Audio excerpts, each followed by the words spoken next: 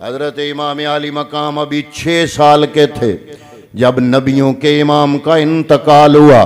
पैगंबर अकरम सल्लल्लाहु अलैहि वसल्लम 1.25 लाख नबियों के इमाम जब इस दुनिया से कूच कर गए, जाहिरी पर्दा फरमाया, इस दुनिया से दुनिया वालों की निगाहों से ओझल हुए। उस वक्त इमाम अली मकाम 6 साल के थे। पैगंबर अकरम के विसाल के बाद वो उम्मत जो नबी तैयार कर गए और कुरान ने जो फरमाया वयुज़क्कीहिम वयुअल्लिमुहुमुल किताब वल हिकमा, मेरा नबी 13 साल मक्के के, 10 साल मदीने के, ये 23 साल के अंदर मेरे नबी ने जो ईमान वाले तैयार किए उनकी तारीफें अल्लाह का कुरान करता है। रदियल्लाहु अन्हुम व रदू अन्हु, उस जिनकी तारीफें कुरान करता है उस माहौल के अंदर वो सारा मुआशरा वही है जिसको पैगंबर ने तैयार किया। पैगंबर के इंतकाल कर जाने के बाद सारा मुआशरा जिस जात पे मुत्तफिक हुआ उसका नाम है सैयदना अबू बकर सिद्दीक। हजरत इमाम अली मकाम पैगंबर अकरम के विसाल कर जाने के बाद सैयदा फातिमा ज़हरा के हुजरे में मौजूद होते थे। उस हुजरे का दरवाजा मस्जिद नबवी के अंदर खुलता था। जब भी मस्जिद में अजान होती इमाम अली मकाम मस्जिद में आके अबू बकर सिद्दीक के पीछे नमाज पढ़ते। 2.5 साल अबू बकर सिद्दीक का दौर रहा।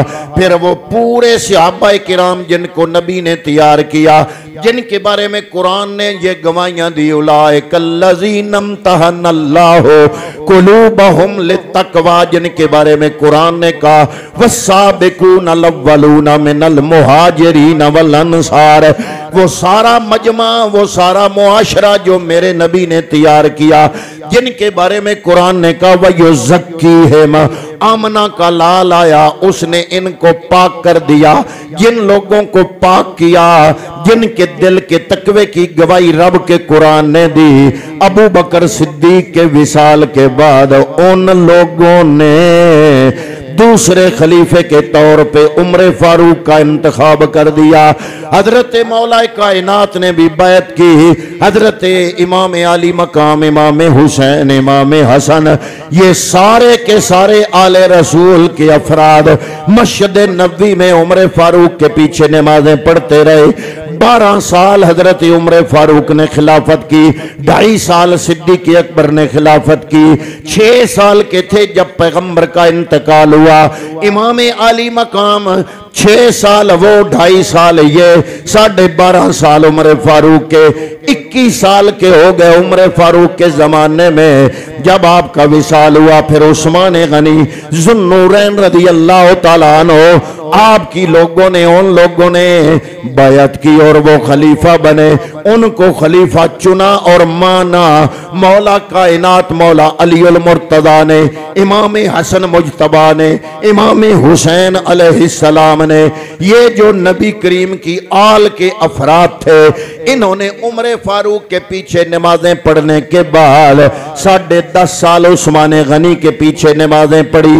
हजरत उस्मान गनी रज़ियल्लाहु ताला अन्हु पे जब मुश्किल वक्त आया, यही इमाम हुसैन और इमाम हसन मौला अली के हुक्म से हजरत उस्मान गनी की हवेली उसके मेन गेट पर नंगी तलवारें लेकर खड़े हो गए। जब हजरत उस्मान गनी पर बुलवाइयों ने हमला किया, हजरत उस्मान गनी की जान को खतरा बना। मौला अली ने फरमाया, ए मेरे शहजादो, ये उस्मान गनी खलीफाए सोम है, मोमिनों का खलीफा है, इनकी हिफाजत के लिए नंगी तलवारें लेकर उस्मान का पहरा देने के लिए मेन गेट पे खड़े हो जाओ। उस्मान गनी के पहरेदार बने इमाम हसन और हुसैन।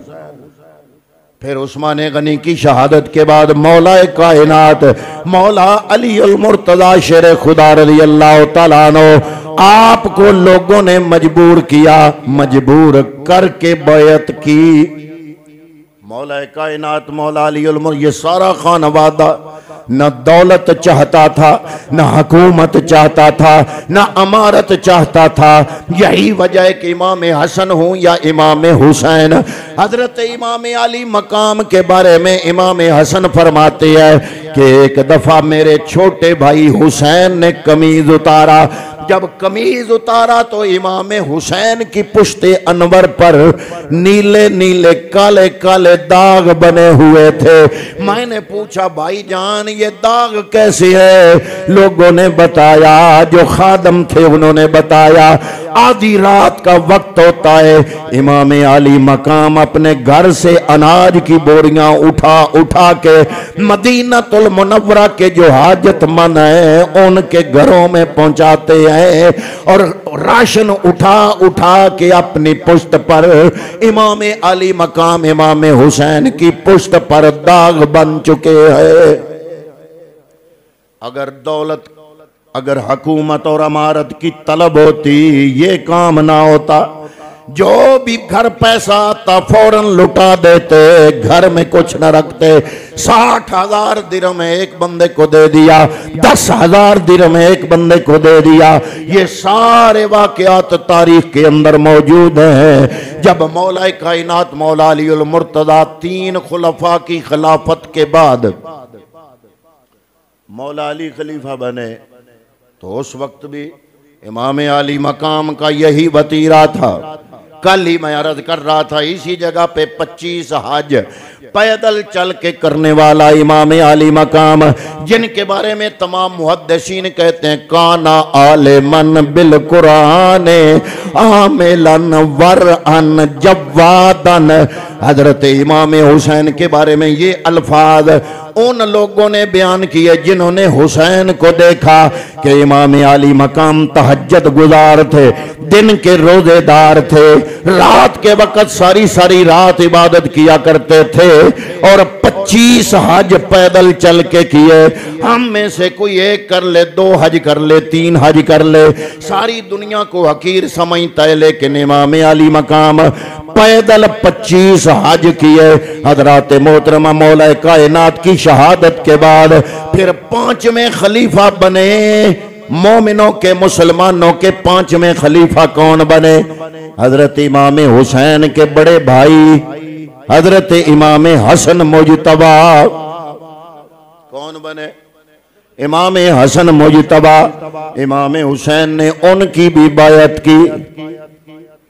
पहले अबू बकर की बात की, फिर उमर फारूक की बात की, फिर उस्मान गनी की बात की, फिर मौला अली की बात की, फिर मौला अली के बाद इमाम हसन मुजतबा की बात की। जब इमाम हसन के पास कुव्वत आई, हुकूमत आई, इक़्तिदार आया, ताकत आई। शाम में हजरत अमीर मुआविया गवर्नर थे।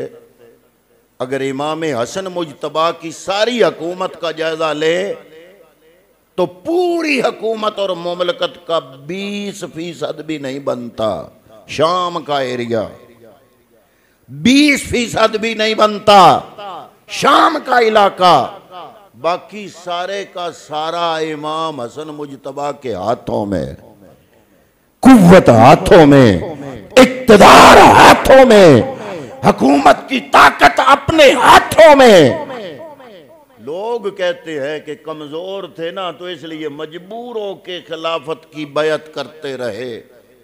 चलो आपकी बात 1 मिनट के लिए मान भी ली जाए तो जनाब इमाम हसन मुजतबा को जब खिलाफत मिली उस वक्त आपके सारे फौजी, कुछ सहाबा, कुछ ताबईन, सहाबा की औलाद, मदीना आपके साथ, मक्का सारा आपके साथ, कूफा सारा आपके साथ, इराक सारा आपके साथ, मिस्र सारा इराक आपके साथ, सारी का हुकूमत जो है उस ज़माने में इक़्तिदार इमाम हसन मुजतबा के हाथों में।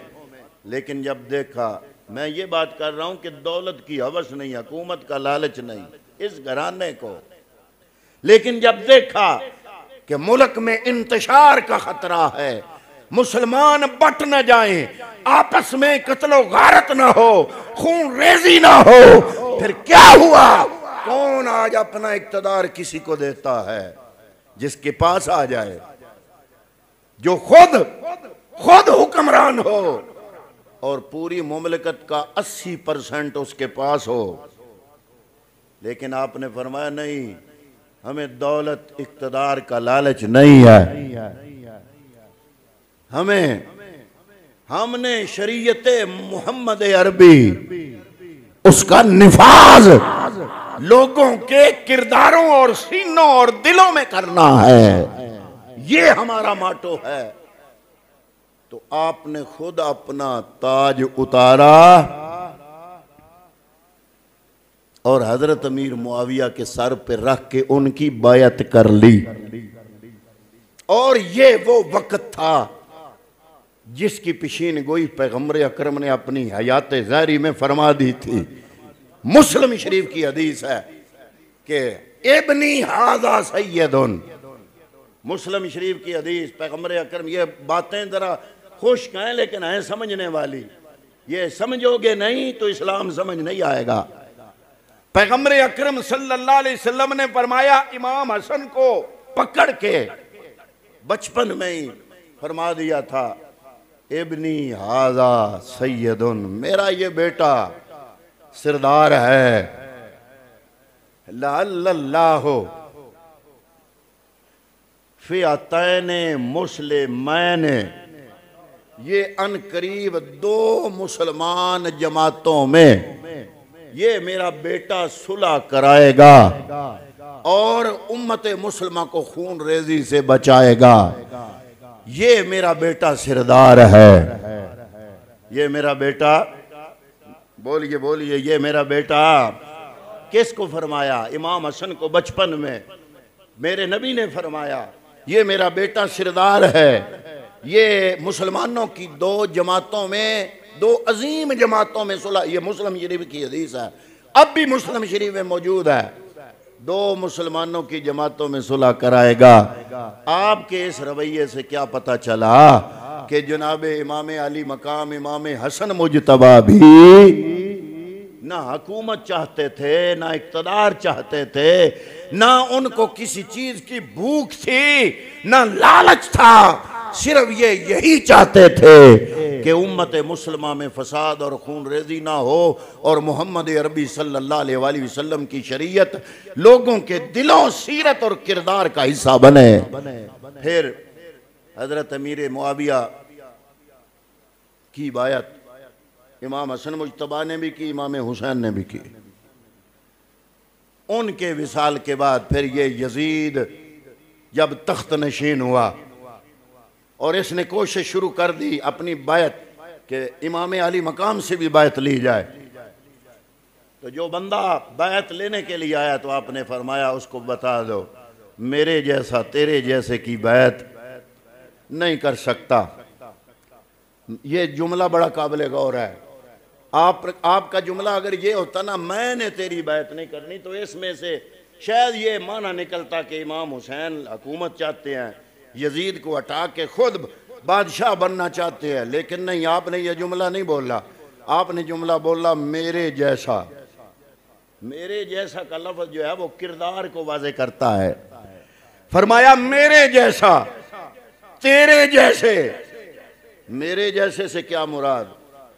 कि मैं हूं नमाजी, मैं हूं काबे का हाजी, मैं हूं इबादत गुजार, मैं हूं मोहम्मद मुस्तफ़ा का नवासा।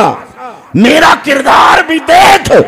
और तू है बेनमाजी, तू है शराबी, और तू शरीयत मुस्तफ़ा की धज्जियां उड़ा रहा है, और तू 2 बहनों को इकट्ठे एक निकाह में रखने की इजाजत हुकूमत में बैठ के दे रहा है, और तू अपनी बीवियों के अलावा 500 लौंडियां भी तूने रखी हुई है।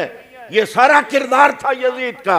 इसलिए इमाम अली मकाम ने लंबी चौड़ी बात नहीं की, जुमला एक ही बोला, फरमाया मेरे जैसा तेरे जैसे की बात नहीं कर सकता।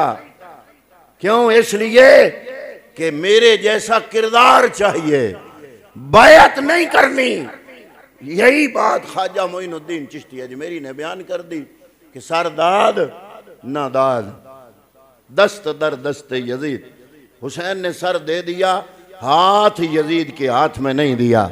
हक्का के बिना ला इला अस्त हुसैन, ये बात सच्ची है कि ला इला की बुनियाद हुसैन है। अगर इमाम अली मकाम 72 कटा के अपनी जान फिदा करके ये यजीद की हुकूमत को चैलेंज ना करते तो आज घर घर में, जैसे वो नकीब महफिल कह रहा था, घर घर में यजीद होता तो यही बात है, ये अच्छाई और बुराई की तमीज़ टोटली ख़त्म हो जाती।